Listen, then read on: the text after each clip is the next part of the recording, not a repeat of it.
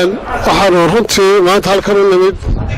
inaan gudoomiyaha maxkamadda sare aan qaabilo oo aan ugu gudbino sharciga iyo nidaamka xukuumaddu ay ku tumatay iyo qoraalkii uu madaxweynuhu soo qoray oo annagu aanu arkayna xisbi ahaan inuu yahay wax dastuurka iyo qaanuunka dalka baalmarsan ee golaha wakiilada loo gudbiyey isaga oo wixii nidaamkii iyo wixii lagu wada socday qarankani ku heshiiyey la baalmaray sidaa darteed waxaanu runtii aad iyo aad ugu mahadnaqaynaa gudoomiyaha oo si fiican noo qaabilay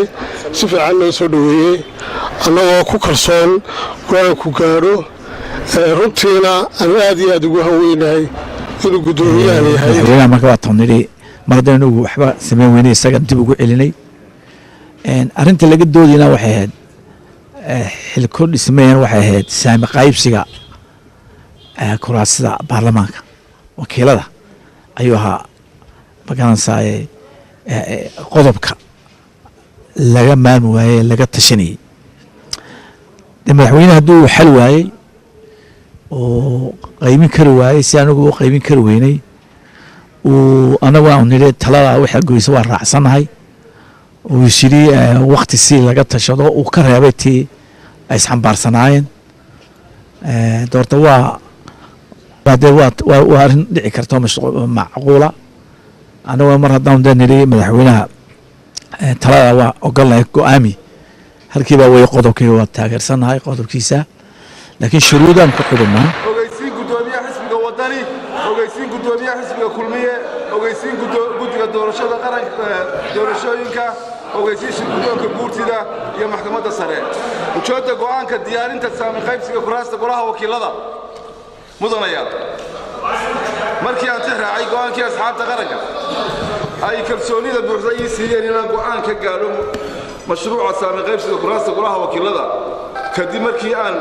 markii ay ku adkaatay inay talo midaysan iyo xal rasmi ay ka gaadhaan markii aan tixgeliyay warbixintii akademiyad markii aan arkay qoraalkii gudoomiyaha golaha wakiilada iyo warbixintii guddi hoosaadka arrimaha gudaha ee aqalka oo si qeexan u faahfaahinaysa tabashada gobollada dalka ee saami qaybsiga kuraasta golaha wakiilada kuna taliyeen in talo qaran laga yeesho waxaan go'aamiyey kow in doorashada golaha wakiilada lagu geli karin saamiga gobollada ee hadda jira kaas ku fadhidaan weeye laba in dib eegis iyo dib u qaybin lagu sameeyo saami qaybsiga kuraasta golaha wakiilada jamhuuriyadda Soomaaliland gobollada iyadoo tixgelin weyn la siinayo deegaanada awdal sool sanaag bari dumarka iyo dadka laga tirada badan yahay konton iyo laba waxay ogolaatay sidii madaxweynuhu ku soo jeediyey qodobadii soo jeediyo isku dhan shan xildhibaan waa diiday hal xildhibaan waa ka aamusay go'aanka sidaas waa sax ku yahay